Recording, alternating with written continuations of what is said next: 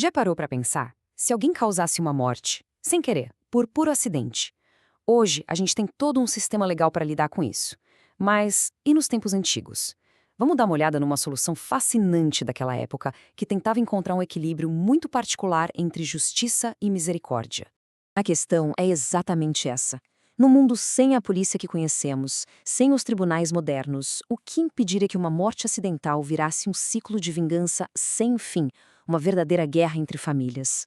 Bom, a resposta estava numa figura bem intimidadora: o Vingador do Sangue.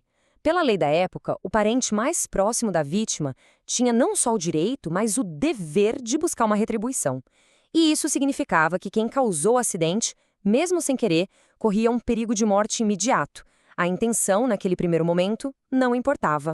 Então, como quebrar esse ciclo perigoso? A resposta foi um sistema inteiro, pensado para colocar a justiça no lugar da vingança. A solução foi, na verdade, revolucionária. Cidades inteiras foram separadas para servirem de refúgio. O propósito, como a fonte descreve, era criar um porto seguro, um lugar para onde alguém que cometeu um homicídio sem intenção pudesse correr e se proteger do Vingador do Sangue. Era basicamente uma forma de apertar o botão de pause na vingança para que a justiça pudesse ser feita do jeito certo.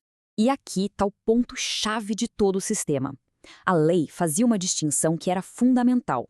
Se a morte fosse acidental, um acidente de verdade, a pessoa tinha direito ao refúgio.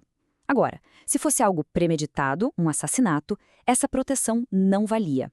A intenção era o que definia absolutamente tudo. Mas não era só chegar na cidade pronto, estava tudo resolvido. Existia todo um processo formal, com regras bem claras que precisavam ser seguidas para conseguir e, principalmente, manter esse asilo. Vamos ver o passo a passo. Primeiro, claro, a fuga. Era uma corrida pela vida para chegar ao portão da cidade antes do Vingador.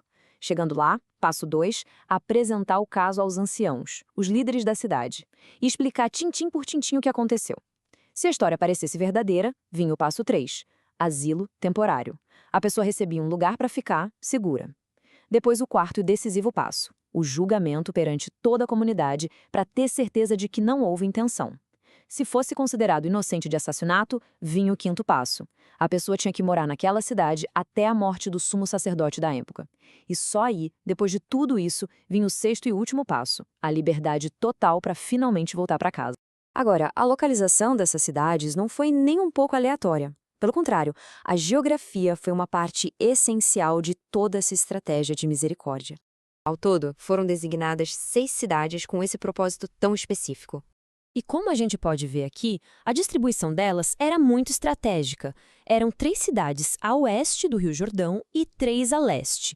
Isso garantia que, não importava em que parte do território o acidente acontecesse, sempre haveria um refúgio a uma distância que desse para alcançar. Era literalmente a justiça ao alcance de uma corrida pela vida. E o mais impressionante talvez seja a abrangência dessa lei. Ela não valia só para os israelitas, valia também para qualquer estrangeiro que vivesse entre eles. Isso mostra um princípio muito profundo de universalidade da justiça, né? A proteção não dependia da sua origem, mas da natureza do que você fez. E é isso que nos leva ao coração da coisa toda, ao propósito final por trás desse sistema tão bem elaborado. O ponto central que está resumido nessa citação era garantir o que a gente hoje chama de devido processo legal. O objetivo era que ninguém morresse às mãos do Vingador do Sangue até se apresentar diante da congregação. Isso é mais do que uma regra, é uma declaração de valor. A justiça pensada, comunitária, estava acima da vingança individual e impossível. E isso nos deixa com uma reflexão, né? As cidades de refúgio foram uma tentativa notável de resolver um dilema que, vamos combinar, é super complexo até hoje. Como que um sistema consegue, ao mesmo tempo, honrar a dor da perda da vítima e oferecer misericórdia para quem errou sem ter intenção? É um equilíbrio muito delicado, que essa lei antiga buscou de um jeito único e, sem dúvida, muito poderoso.